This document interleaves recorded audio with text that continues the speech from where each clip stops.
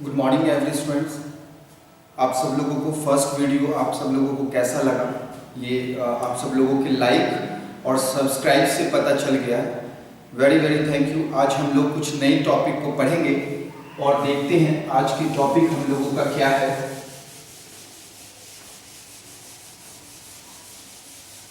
आप सब लोग जो है हमारे वीडियो को लाइक और सब्सक्राइब करते रहिए, क्योंकि आपका लाइक और सब्सक्राइब ही हम लोगों के लिए एक मोटिवेशन है। आज हम आपको पढ़ाएंगे पार्टनरशिप डीड के बारे में।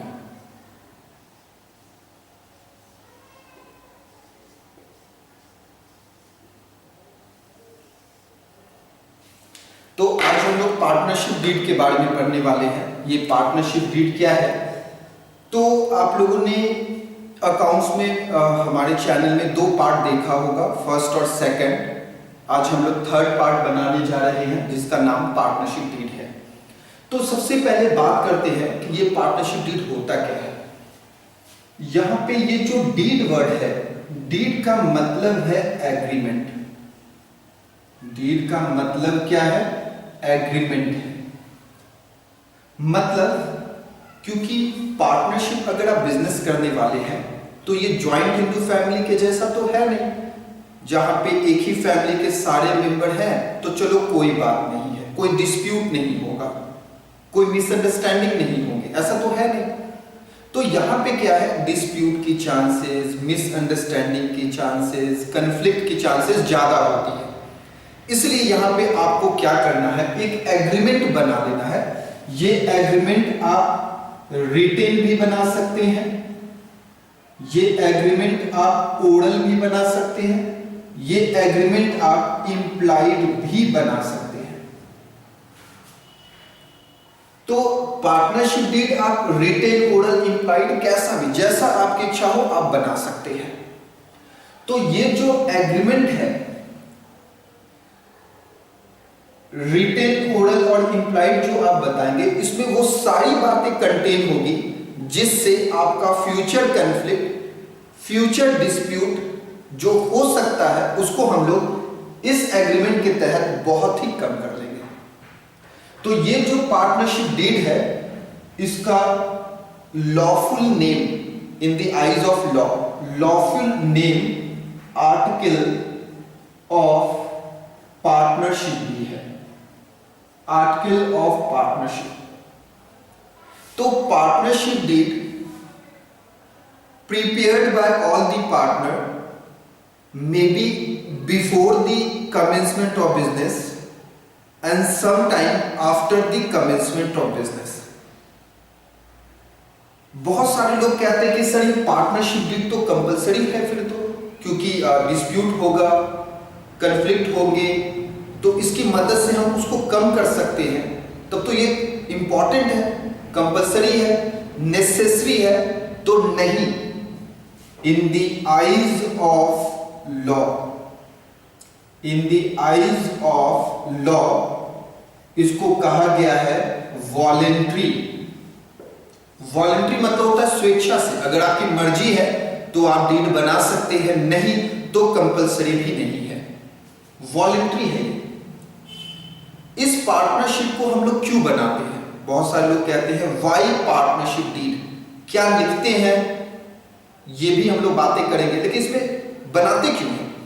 तो सबसे पहला, जो पार्टनर में मिसअंडरस्टैंडिंग हो जाती है फर्म के प्रॉफिट को लेकर, कैपिटल के इंटरेस्ट को लेकर, राइट्स को लेकर, ड्यूटीज को लेकर, तो उस मिसअंडरस्टैंडिंग को कम करने के लिए ये डीड बना लिए, क्योंकि डीड में जो लिखा रहेगा उसी तरह से हम लोग प्रोवाइड कर देंगे। इस पार्टनरशिप डीड से कोई कन्फ्लिक्ट कभी नहीं होगा, कोई झगड़ा ही नहीं होगा, क्योंकि already all the partners have decided and agreed and that is the partnership deed, और जो है उसी तरह से हम लोग प्रोवाइड कर देंगे। तो ये जो आपका पार्टनरशिप डीड है बहुत ही ज्यादा फायदेमंद है। इस पार्टनरशिप डीड में पार्टनर का राइट्स भी हो सकता है, पार्टनर्स की ड्यूटी हो सकती है, और all the affairment all the affairment and conduct related to business इसमें हो सकता है, related to business इसमें हो सकता है, ये सारी बातें इसमें होगी।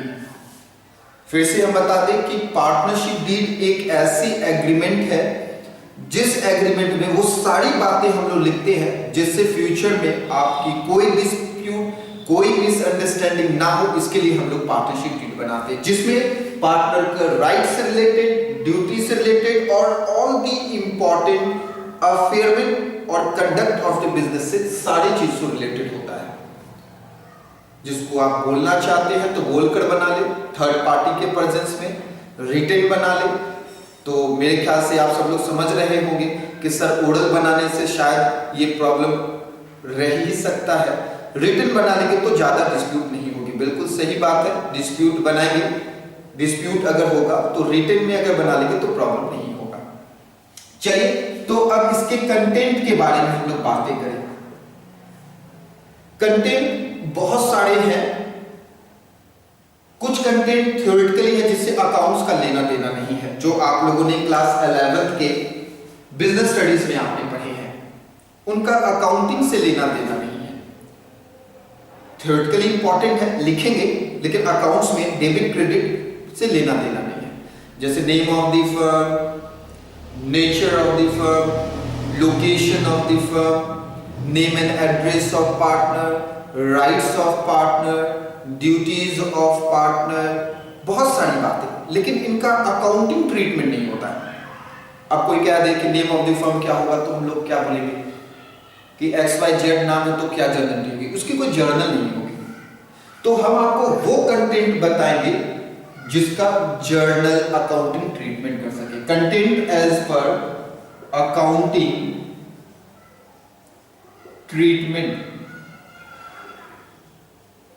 अकाउंटिंग ट्रीटमेंट के हिसाब से, जिसकी हम जर्नल बना सकते हैं, जिसकी हम लेजर बना सकते हैं, जिसकी बैलेंस शीट में पोस्टिंग कर सकते हैं, वो सारे कंटेंट। ऐसे एग्जामिनेशन में कोई स्पेशली तो पूछेगा नहीं कि आप कंटेंट बताइए अकाउंटिंग के हिसाब से, तो हम कुछ भी लिख सकते हैं। लेकिन क्योंकि एक्चुअली में हम अकाउंट्स के टेक्स्ट में आपको पढ़ा रहे हैं, इसलिए वो कंटेंट बताएंगे जिससे आपकी journal, ledger, balance sheet, trial balance, इन सब पे इफेक्ट होता है। तो चलिए सबसे पहला कंटेंट है capital contribution of each partner. हाँ, इसका जर्नल एंट्री हम लोग बना सकते हैं, कौन पार्टनर ने कितने कैपिटल लगाए। आप लोगों ने 11th में पढ़ा भी होगा, cash account debit to capital account, तो वो कैपिटल कंट्रीब्यूशन आप लिख सकते हैं। दूसरा, कुछ पार्टनर इनिशियल स्टेज में कम कैपिटल लगाते हैं तो बाद में कितना, इट मींस फर्दर कैपिटल। बहुत सारे लोग फर्दर कैपिटल को एडिशनल कैपिटल भी कहते हैं, वो भी आप यहां पे लिख सकते हैं। कौन कितना होता है कि आज मेरे पास कम पैसे हैं, ये इतना रख लीजिए, 1 महीने के बाद हम और पैसे दे देंगे, तो कितना और दे देंगे, सिर्फ बोलकर नहीं, बता दीजिए, हम लिखेंगे, बाद में आप अपना दे देंगे, क्योंकि कंफ्लिक्ट नहीं हो ना। आज बोल देंगे 40 और कल हम बोलेंगे नहीं हम कहां बोले थे 40-20 ही रख लीजिए, ऐसी बातें नहीं होनी चाहिए। पार्टनरशिप फर्म है, आपने प्रॉफिट के लिए मिलकर चलाने की सोचा है, म्यूचुअल एजेंसी है, तो बिल्कुल अंडरस्टैंडिंग बनाकर चल रहा है। तो अंडरस्टैंडिंग बनाने के लिए ही तो आप डीड बना रहे हैं, जरूरी है। अब बहुत सारे लोग सोचते हैं कि सर जिस पार्टनर ने ज्यादा कैपिटल लगाया होगा और जिस पार्टनर ने कम कैपिटल ही एग्रीमेंट के हिसाब से कम कैपिटल ज्यादा कैपिटल के साथ बना लिए तो फायदा तो कम कैपिटल वाले को होगा। नहीं, ऐसा नहीं होता। क्यों? क्योंकि उस पे हम लोग प्रोवाइड करते हैं इंटरेस्ट ऑन कैपिटल। अगर आपने 10% भी एग्री कर लिया तो किसने ने 1 लाख लगाया तो उसको 10,000 मिलेगा, और किसने 80,000 लगाया तो उसको 80,000 मिलेगा। तो ऐसा कुछ नहीं है कि कैपिटल ज्यादा लगा दिए, कोई पार्टनर कम कैपिटल लगाया एग्रीमेंट के हिसाब से तो कम वाले को ज्यादा फायदा हो, ऐसा कुछ भी नहीं है। फोर्थ, इन सब का जर्नल लेजर भी बनता है। आगे नेक्स्ट देखते हैं ड्राइंग्स। बहुत सारे पार्टनर्स जो है पर्सनल यूज के लिए बिजनेस से पैसा निकालते हैं, तो हम लोग उसको ड्राइंग्स कहते हैं। तो कितना पार्टनर ड्राइंग कर सकता है आउट ऑफ प्रॉफिट, आगे हम ये ड्राइंग्स को बहुत डिटेल में बताएंगे, तो प्रॉफिट से आप कितना पैसा पर्सनल यूज के लिए निकाल सकते हैं, ये आपका ड्राइंग्स कहलाता है। नेक्स्ट आप देखिए, क्योंकि जब तक आप वो पैसे को बिजनेस में लौटाएंगे नहीं, तब तक इंटरेस्ट ऑन ड्राइंग आपका चार्ज होता रहेगा। नेक्स्ट, कभी कभी बिजनेस को और पैसों की जरूरत पड़ती है, तो वो और पैसे अब कहां से मैनेज करें। सारे पार्टनर ने एग्रीमेंट के हिसाब से कैपिटल लगा दिया, जिसको जितना लगाना था अकॉर्डिंग टू एग्रीमेंट। तो अब क्या है कि बिजनेस जो है वो लोन लेने की सोचता है। पार्टनरशिप में बहुत तरह के लोन पढ़ेंगे हम लोग, bank loan, husband loan, wife loan, brothers loan, बहुत तरह के लोन के बारे में पढ़ेंगे। वो लोन ले लेता है और जो भी लोन लेता है उस पे वो पे करने लगता है इंटरेस्ट ऑन लोन। किसी भी तरह का लोन लेगा उस पे इंटरेस्ट जो है इमीडिएटली पे करना वो शुरू कर देता है। इसके बारे में आपको डीट में लिखना होगा। नेक्स्ट हम लोग देखते हैं आगे, कोई पार्टनर बहुत एक्टिव होता है। याद कीजिए, हमने बताया था sleeping partner will only receive interest on capital because he is not taking active role into the partnership firm, but one partner is called active, then he will receive salary and also he will receive the commission। अभी हम लोग partnership में मेरे हिसाब से बहुत लंबा जाने वाला है, क्योंकि हम छोटे छोटे चीजों को आपको एक्सप्लेन कर कर बताने वाले हैं। तो कमीशन के बारे में भी हम लोग जिक्र करेंगे। कमीशन सेल्स पे भी होता है, कमीशन प्रॉफिट पे भी होता है। आगे हम लोग जब कैलकुलेशन और सीखेंगे तो उसके बारे में भी बात करेंगे। Next, general reserve. अब ये क्या है जनरल रिजर्व? जनरल रिजर्व होता क्या है? जनरल रिजर्व एक ऐसा रिजर्व है जो बिजनेस को डिफरेंट टाइप के लॉसेस से, डिफरेंट टाइप को लॉस को कवर करने में और उस लॉसेस से ओवरकम करने में होते हैं। अब आपके रिसर्च का नाम जनरल क्यों है? क्योंकि ये स्पेसिफाइड नहीं है कि वो किस पर्पस के लिए यूज होगा। इसकी यूजेज वर्कर के लॉस के लिए भी कर लीजिए, इसकी यूजेज बिजनेस की लॉस के लिए भी कर लीजिए, इसकी यूजेज बिजनेस की सर्टेन एक्सपेंसेस के लिए भी कर लीजिए। तो इसलिए इसका नाम जनरल रख दिया, क्योंकि यूजेज स्पेसिफाइड नहीं है। तो ये है, हम लोग स्पेसिफिक रिजर्व भी करते हैं, वो भी हम लोग पढ़ेंगे आगे, उसकी भी ट्रीटमेंट पढ़ेंगे। तो रिजर्व कितना है वो भी है। और लास्टली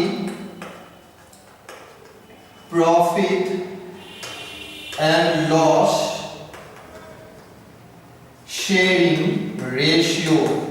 प्रॉफिट और लॉस किस रेशियो में आप शेयर करेंगे ये भी स्पेसिफाइड होना चाहिए। याद कीजिए, हमने आपको इससे पहले वाले वीडियो में बता दिए थे कि profit and loss ratio will always be same, it is not necessary, क्योंकि कुछ पार्टनर इन प्रॉफिट ओनली भी होते हैं।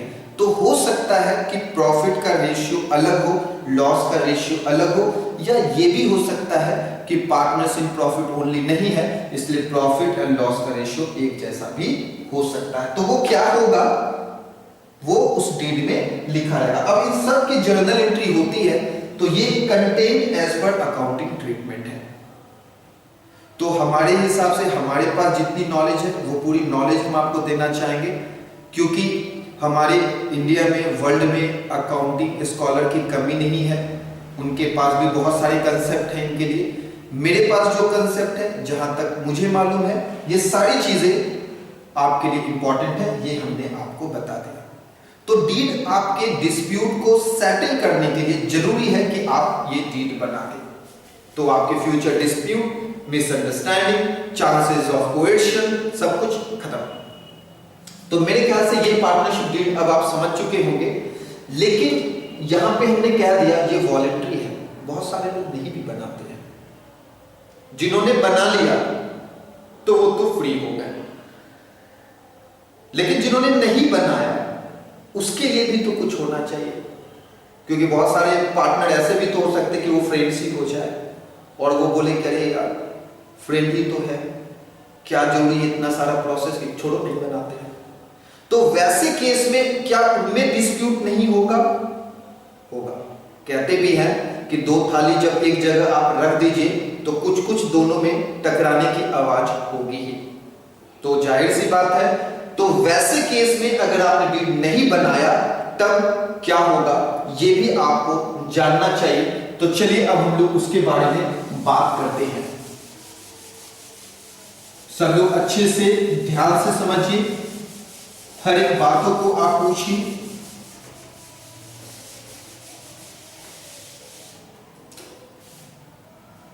In absence of partnership deed, मतलब पार्टनरशिप डीड नहीं है, मतलब डीड इज साइलेंट, मतलब आपने ओरल रिटेन इंप्लाइड बनाया है, डीड साइलेंट है। तो ऐसे केस में प्रोविजन का कुछ गवर्नेंस जो है वो दिया गया है। मतलब जब डीड आप नहीं बनाते हैं तो कुछ प्रोविजन है, गवर्नेंस है। इंडियन पार्टनरशिप एक्ट 1932 के कुछ रूल्स हैं जो आपको फॉलो करने होंगे, लेकिन ये फॉलो वो करेंगे जिन्होंने डीड नहीं बनाया है। तो क्या है वो हम आपको बता दें, कुछ फॉलो करने होंगे। सबसे पहला,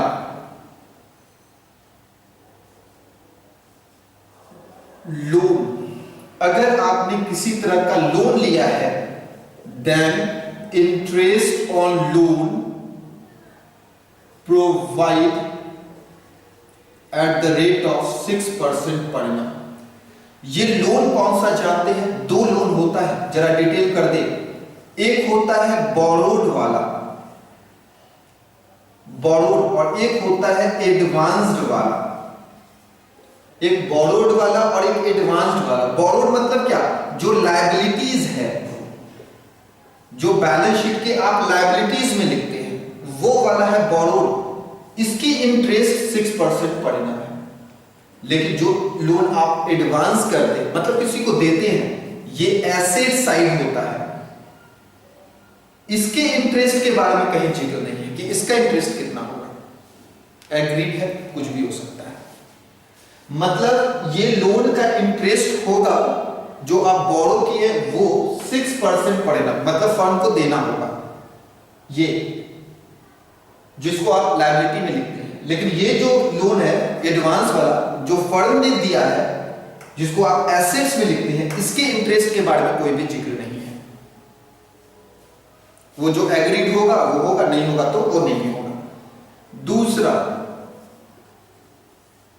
profit and loss sharing ratio is equal. Equal मतलब 2 है तो 1:1, 3 है तो 1:1:1, ये होगा। बस ये दो आपको देना है, ये दोनों प्रोवाइड करना है। अगर कोई कहे कि सर सैलरी नॉट अलाउड, नहीं देना है आपको सैलरी, चाहे एक्टिव हो चाहे स्लीपिंग हो। कोई कह दे सर कमीशन, क्या वो देना पड़ेगा? नॉट अलाउड, आपको नहीं देना है। अगर कोई कह दे सर इंटरेस्ट ऑन कैपिटल, तो नहीं देना है, नॉट अलाउड। कोई कह दे कि सर अच्छा इंटरेस्ट ऑन कैपिटल नहीं तो इंटरेस्ट ऑन ड्राइंग ही बता दीजिए, इंटरेस्ट ऑन ड्राइंग का क्या, तो हम ये भी कह देंगे नॉट चार्ज्ड। अकाउंटिंग ट्रीटमेंट के हिसाब से कुछ भी नहीं देना, कुछ भी नहीं देना है, सिवाय दो चीज के, एक लोन का इंटरेस्ट 6% और दूसरा जो प्रॉफिट लॉस जो भी होगा, लोन के इंटरेस्ट देने के बाद जो भी प्रॉफिट होगा वो इक्वली बांट दीजिएगा, चाहे प्रॉफिट हो चाहे लॉस हो। सैलरी नहीं देना है, कमीशन नहीं देना है, कैपिटल पे इंटरेस्ट नहीं देना है, इंटरेस्ट ड्रॉइंग भी नहीं देना है। ये सारी बातें हैं। तो ये सारे जो है ये सब प्रोविजन के नामों से जाने जाते हैं। अगर कहीं पे क्वेश्चन में आपको ये पूछ दिया थ्योरेटिकली कि what are the provision of partnership deed, तो आप समझ लीजिए in absence of partnership deed क्या है। वो ये सारी बातें हैं। तो ये आप समझ गए। किसी को इसमें कुछ डाउट है? किसी को भी? एनीवन? सब लोग समझ रहे हैं? कुछ ये अगर आप देखें, इसको मेरे ख्याल से यहाँ पे हटा देना चाहिए। ये हो गया सब लोगों का ना, इसको यहाँ से हम हटा देते हैं।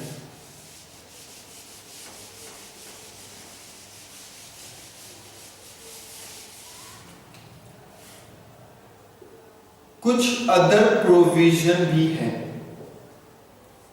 जैसे माइनर पार्टनर को लेकर, रिटायरमेंट को लेकर,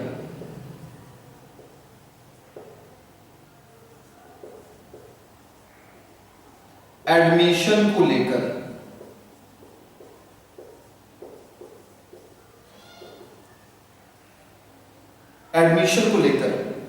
या फिर प्रॉफिट को लेकर। प्रॉफिट को लेकर भी बहुत सारी बातें हो जाती है, तो वो उसके बारे में भी बात करेंगे। रजिस्ट्रेशन को लेकर, डिसॉल्यूशन को लेकर,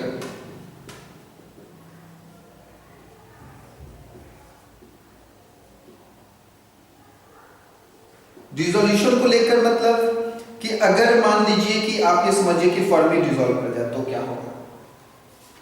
या फिर एक और जान लेते हैं, राइट्स ऑफ अ पार्टनर को लेकर, पार्टनर के राइट्स को लेकर क्या होगा। सब लोग ध्यान से समझिए, समझ में आ रहा है सब लोगों को ना? ध्यान से बिल्कुल समझना है। तो माइनर पार्टनर में हम आपको पहले बता दिए थे, 18 ईयर से कम वाला पार्टनर ये कभी भी लीगली पार्टनर नहीं कहलाता है। ये फर्म के सिर्फ बेनिफिट के लिए एक्ट होता है। अगर एक्स, वाई और जेड, तो एक्स का एज 18 से एबव है तो मेजर, वाई का एज 18 से एबव है मेजर, और जेड का 18 से कम है तो वो माइनर होगा। तो हम उसको पार्टनर नहीं बोलेंगे, वो जस्ट फर्म के बेनिफिट के लिए वो काम करेगा।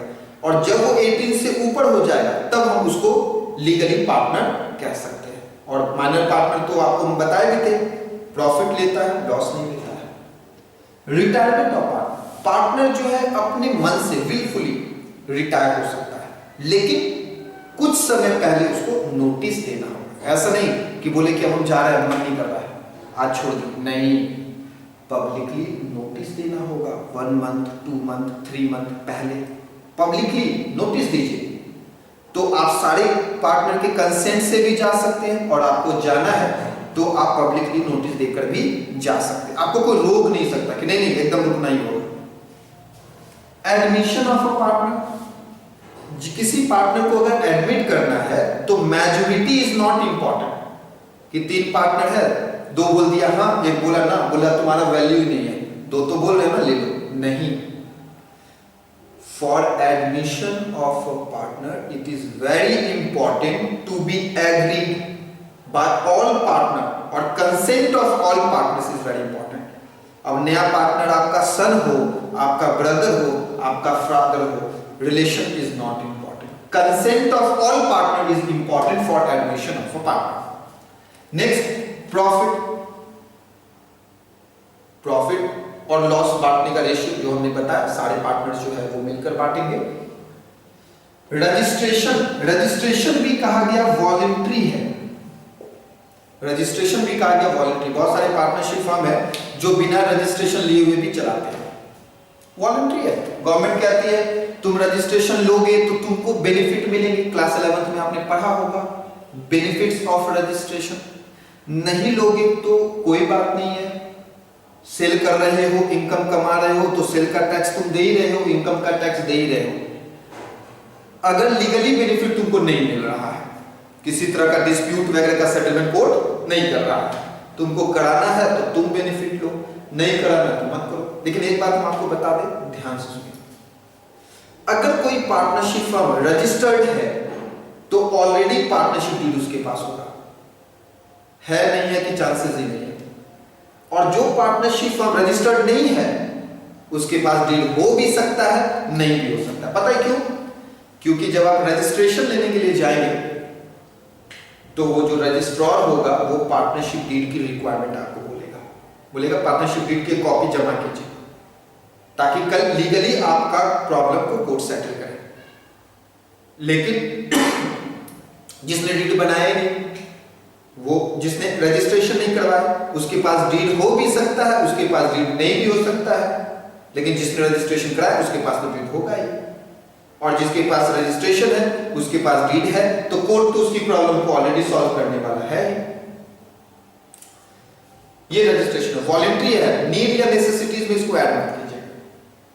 डिसोल्यूशन ऑफ पार्टनरशिप, आगे हम लोग पार्टनरशिप में चैप्टर पढ़ेंगे डिसोल्यूशन ऑफ पार्टनरशिप और डिसोल्यूशन ऑफ पार्टनरशिप फॉर्म, बहुत बड़ा चर्चा करेंगे वहां पे। फिलहाल किसी पार्टनर का डेथ होता है तो डिसोल्यूशन ऑफ पार्टनरशिप हुआ, तत्कालिक बंद, फर्म का नाम रहेगा, आगे पार्टनर कंटिन्यू कर सकते हैं नहीं कर सकते। कोई पार्टनर रिटायर हुआ, तत्कालिक पार्टनरशिप डिसॉल्व, फर्म नहीं, फर्म रहेगा, आगे पार्टनर चला भी सकते हैं। तो जरा सा डेथ हुआ, जरा सा ल्यूनेशी हुआ, जरा सा अनसाउंड हुआ, बस पार्टनरशिप डिसॉल्व। एग्रीमेंट पूरा हो गया, पार्टनरशिप डिसॉल्व। हम बार बार पार्टनरशिप कह रहे हैं, फर्म नहीं। फर्म की डिसोल्यूशन तो कुछ और ही होती है। नेक्स्ट है राइट्स ऑफ पार्टनर। हमने ये आपको बता ही दिया था कि every partner have equal right to participate into the business, he can inspect the books of account, he can take active role in affairment of business, everything should be disclosed to each and every partner. बताते ना mutual agency, a partner can be a agent, can be a principal also. तो सारे partner को equal right है books of account देखने की। तो ये हमने कुछ प्रोविजन बता दिया, लेकिन ये थ्योरेटिकली प्रोविजन है, अगर वैल्यू बेस्ड क्वेश्चन पूछता ना उस वक्त ये काम आएगा। पार्टनरशिप डीड जो हमने न्यूमेरिकली बताया वो अलग है। तो चलिए एक बार हम लोग रिवाइज करा ले, अगर पार्टनरशिप डीड है तो सब है जो है देना है, डीड नहीं है तो पहला loan, any kind of loan जो प्रोवाइड, उस पे इंटरेस्ट 6% पड़ेगा, 6%। जो लोन आप बोरो किए होंगे, लोन जो दिए होंगे वो नहीं, जो लोन बोरो किए होंगे उस पे 6%। दूसरा, जो प्रॉफिट और लॉस बचेगा इंटरेस्ट और लोन देने के बाद, जो प्रॉफिट और लॉस बचेगा वो इक्वल रेशियो में बांट लेंगे। नेक्स्ट, सैलरी नहीं देंगे, कमीशन नहीं देंगे, इंटरेस्ट ऑन कैपिटल नहीं देंगे, इंटरेस्ट ऑन ड्रॉइंग नहीं देंगे। ओके, पार्टनरशिप डीड के ऊपर में सारी बातें यही है। पार्टनरशिप डीड बोलिए, एग्रीमेंट बोलिए, या लॉफुल वर्ड में आर्टिकल ऑफ पार्टनरशिप भी आप इसको कह सकते हैं। तो ये है आपका पार्टनरशिप डीड के ऊपर। अब नेक्स्ट वीडियो में, अब कल नेक्स्ट वीडियो हम लोग फिर से बनाएंगे, उसमें हम आपको profit and loss and profit and loss appropriation के बारे में जिक्र करेंगे। तो चलिए आज के लिए इतना काफी है। Thank you.